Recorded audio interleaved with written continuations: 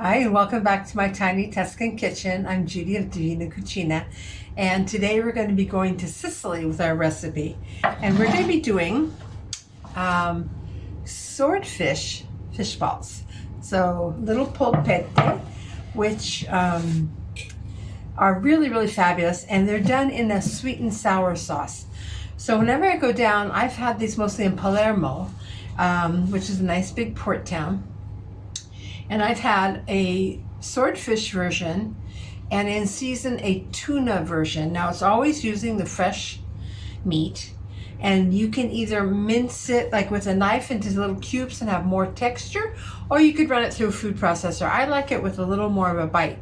So these have kind of an Arab influence in that they're seasoned also with raisins and pine nuts.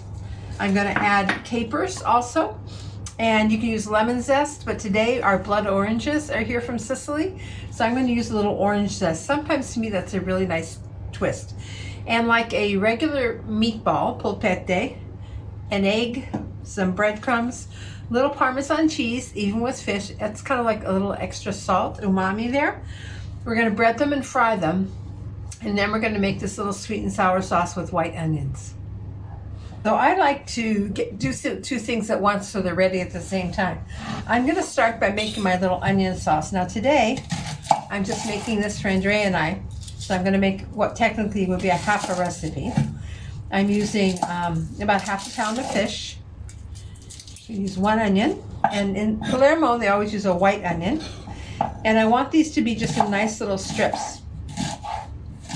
Just going to cut them straight across, thinly. And then what's really kind of interesting is their technique is that they don't just fry these, but we're actually going to kind of poach them. So they go into your skillet, and we will be using olive oil, but then also water. So you're not just going to saute them first. We're going to actually put them in with the water and the oil, a pinch of salt, and then when they're cooking, we can do like the sweet and sour, which we do with whole onions here, of sugar and vinegar. Okay, so this is going to be enough for my recipe today. Now in Venice, you'll see this done with sardines, a sarde and agrodolce. Okay, so I'm going to turn this on. Just give it like a nice little swirl of olive oil. Now olive oil is going to create also like a broth and give it flavor. A pinch of salt. And I'll just add water.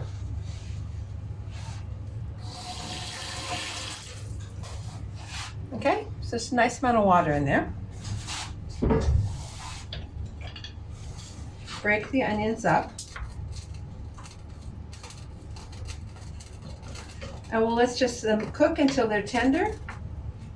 And I'm going to add my white wine vinegar. And then we'll add sugar. Often when I'm doing my whole onions, I also add chili pepper, but that's not part of Palermo's style of cooking. So I'll just start with like a tablespoon of sugar and that vinegar, and then at the end I'll taste them. Just at the end I'll taste them to see if they're right. So now that I've got my onions cooking here, we're going to start with our swordfish, okay? So we sell it here. It's got the skin still on it. So I want to cut that off. I'm just going to follow the skin line very carefully here. I don't want to waste any of the swordfish. Okay. So in Florence, fish is considered very expensive because we have a fishing community off the coast. We have islands that are part of Tuscany as well. But because fish goes bad so quickly, there's a lot of waste in restaurants. So usually going out to a fish restaurant costs you a lot more than eating a steak, for example. So what I like to do is cut strips first, and then I'll cut the strips into smaller pieces, and then those smaller pieces I'll cut into smaller pieces. I just like to get kind of repetitive here. Like I said, if you'd like it smoother and not have little chunks, then you can just use a little food processor. I have a little baby one, and I tend to use it for that. Okay, so I'll come back when our fish is ready. So now I've got my tuna cut up into smaller pieces. I want it to be even more minced, so I'll just kind of come with my knife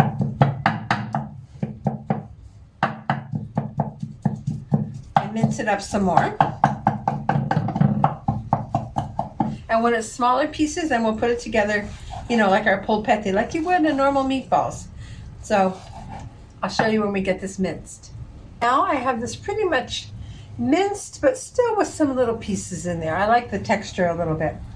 So now we're going to add a whole egg and, unbelievably, a tiny bit of cheese, just like a tablespoon or so of Parmesan. I'm going to add my raisins and pine nuts, and I'm not going to mince those up. I like the texture too from that. And I'm adding capers. I'm adding vinegar-packed capers. You could also do salt ones and then soak them and then put them in. But this is a traditional trinity again. We do the trinity a lot with capers, raisins, and pine nuts. That's also really good in fish. And with swordfish steaks, I have a recipe for that too. And we use almond flour to thicken the sauce. So here, we're going to add breadcrumbs. Okay. So we're going to add them in them and around them to fry, okay? And I like to use my hands, so I'm just going to break up the egg first, the egg side. And we'll just work this together. And see, of course, depending on the size of your egg, you'll see if you need more breadcrumbs to kind of hold it together. In southern Italy, too, they also do breadcrumb meatballs, which are delicious. The poor man's meatballs. They're so good. I've had them in several places. And now I'm doing like I would with the meatloaf and kind of squeezing it, which is going to help it really stick together.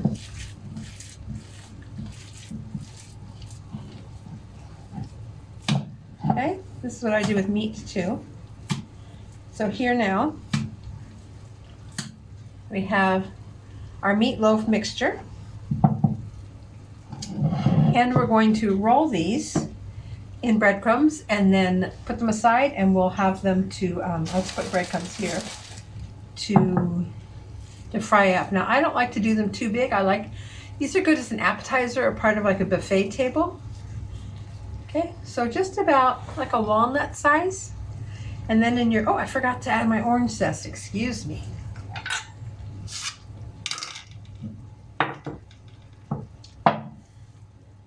Forgot to add my zest. So I'm going to zest the whole orange in here. Oh, it smells so good. I really do love orange much more than lemon. Sometimes I put both of them together. And the orange is really kind of a flavor that the people won't identify as easily as having a lemon zest in there.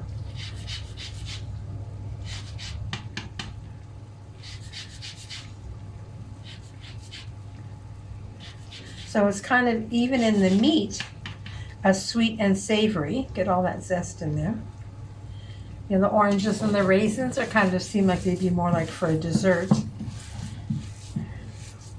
And then we have the sugar in the sauce with the onions, so the onions will be all nice and sweet too. And whenever I go to Palermo, everything kind of seems a little bit sweeter to me. So we want to make our, now I sometimes find these little white threads from the fish. I'll just take those out. It's like a little tendon. I'd already removed a couple of the larger pieces. So again, like I said, so I want to make the meatballs like walnut size, and then in the breadcrumbs. And I'll let those rest for a minute while I make them all, and then we'll fry them up. And by then our onions should be ready. And this is usually something you serve cold. So it's nice when they really sit and marinate. I know some restaurants too, they will always have these on the menu because especially when you live down in a port region, the quality of the fish is so important. So often they make patties out of any leftover fish. So I go to one restaurant which is really beautiful and it's on the sea, and they will always have some sort of a fish patty that they just do like this, but more like a hamburger patty size on the menu, because if like a fresh sea bass comes in or something and they don't use it within the days that it's perfect, then it becomes a fish patty. You can also then cook the meats and use them in fish sauces. But when something is fresh, eating it just beautifully fresh and unadulterated really is the best thing you can do. And to me, when you start to see too many seasonings, too many ingredients, it means that something isn't at its peak. So we try to maintain like less is more. Just have something really good, a little bit of lemon, a little bit of olive oil, salt, and again, a trinity, not 6 million other things. So we'll be back in a minute when we're done. So now here are my little Polpette di Pesce Spada, my swordfish meatballs. And I got 5 times 3, 15 out of, what was it? A half a pound of swordfish. So now let me heat up some olive oil in a pan and we'll get ready to pan fry them. Cover the bottom of my pan in oil just this high. So they're not deep frying, they're just gonna be pan frying, okay? Just enough. I'm gonna place these in once the oil is hot. You can do them all at once, it's fine. And I suppose you could roast these, maybe drizzle them with some oil and then oven roast them. I don't do a lot of frying, so I like the crust these get being fried.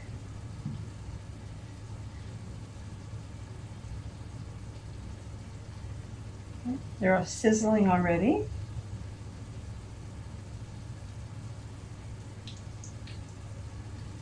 There we go. So you don't want to touch these a lot. I'm just going to leave them. And then when the bottom gets nice and golden, I'll start flipping them. And then I'll put them off into my serving bowl and finish with the onions on top. So you do want to make sure that your onions stay with liquid, okay? The liquid is going to be the marinade for your meat, for your fish balls. So you want to be sure that you've kept enough water on top here. And I'm also going to taste now that they've been cooking down for the sugar and vinegar ratio. That's really nice. Just in case, you know, at the end you tweak it because the water is going to cook off a little bit and you can add more water. So we'll come back when our polpettes start to get golden. So they're just starting to get golden on the bottom. And you want to turn these very carefully. I use chopsticks. You can use 2 forks, or just be sure you're not poking into them and breaking them apart. So I'm just going to flip them to the other side now. It's kind of like top bottom, and then I try to be sure that also get the sides done. I also usually like to flip them in the order they were put in, but these don't take a long time to cook, so they're going to all be ready together.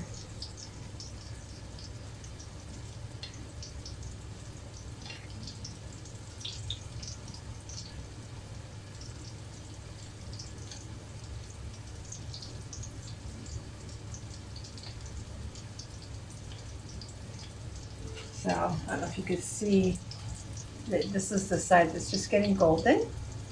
So they don't take a long time to cook. Now if you think about it too, the swordfish I bought was actually sushi grade swordfish. So it had been frozen first, which kills off anything that would be in a raw fish. A lot of people now don't want to eat raw fish because you can get something. There's sometimes you find little white worms. Have you ever seen those inside of fresh fish? Watch for it. So what they're doing for sushi quality that you're definitely going to eat raw is they flash freeze it first, which would kill off anything. So even if your swordfish isn't like overly overcooked, if there's still some little softly cooked parts of it, there's no problem.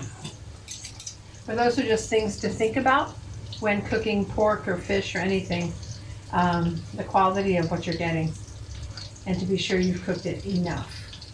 Even on pork now in America, they've changed the cooking time. It used to be like to 160, and now it's down to 145 or something like that. which is where it's safe to eat pink. Before you couldn't eat pork pink. So these are almost done.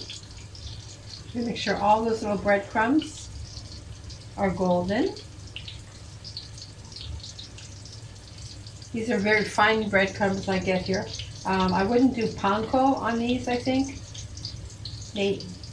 I can't even get them here, but panko is usually good for like vegetables or fish that you're frying and they stand on their own and something you want kind of crispy. Whereas these eventually are going to be covered with this lovely sweet and sour sauce. So now I see my onions are cooked, but they need more water because I need more sauce. I'm going to add more water. And then that will also kind of dilute this a little bit, so I'll probably tweak the sugar and vinegar. There you go. And just taste again. Yeah, that's kind of diluted now. So, more vinegar. And it's also, each vinegar will take a different amount of sugar. This is what they call a antique vinegar, which is 100% white wine, and it's been aged in barrels. Apple cider vinegar will be different, and I usually stay away from that grocery store old cheap kind of white wine vinegar. It's usually very acidic. But get what you can. Again, the best ingredients. There we go. Now we'll let the sugar cook down. And let this flavor again. I can smell these meatballs now, my little fish balls, polpette. I just like to keep turning them. Oh, beautiful. These are really so fabulous for a party. And what's nice is too, you don't have to be frying them the day of the party. What I would do is I would fry them ahead, and then I would make this sauce, maybe the day of the party, and marinate them about an hour or so before the party. Would be really good. Okay, these are beautiful now. These are done. They're all golden. The light's kind of weird here. You don't really see how deep they are. You could go and put these on paper towel if you wanted to. I'm just going to let them drain right here. They're not really greasy being pan done like this. If they were deep fried, I would let them drain on paper towel. Plus I use extra virgin olive oil to cook with. The oil we have, you can fry in because it's first quality, extra virgin. It hasn't been tampered with, and it doesn't break. Most of the commercial oils have been altered, grocery store quality of extra virgin olive oil. I'm just taking out the extra toasted pine nuts here that were at the bottom of the pan. As a garnish, you don't want to waste any of those. Some of them come out when they're frying. But most of the olive oil that you get commercially has been filtered, blended, and stuff, and so it tends to break. So here are the beautiful golden Polpette di Pesce. And now I have my lovely braised onions, sweet and sour. So the trick of using them in cooking them in water instead of really frying them is really nice because they stay nice and tender. And so we'll see, I made a lot, but we'll see how many we need to go on here. It's also just a great appetizer. And then I want all those liquids. Okay. I think I made a lot. That looks like enough. Okay. So then I'm just going to give them a little stir so that the meatballs all kind of touch both sides in that beautiful sweet and sour mixture. So for presentation purposes, we'll pull a few of these polpette up so you can see them. Again, you'll find this version for many, many things. I do the tuna often. Some people do the sardines and do a tomato sauce for the onions. So that's another version. And we had already done just a fried fish steaks finished with a sweet and sour. So if making meatballs seems too difficult, you could just do fish fillets, floured and fried. Buon appetito. Our polpette from Sicily, di Pesce Spada and Agrodolce, sweet and sour swordfish.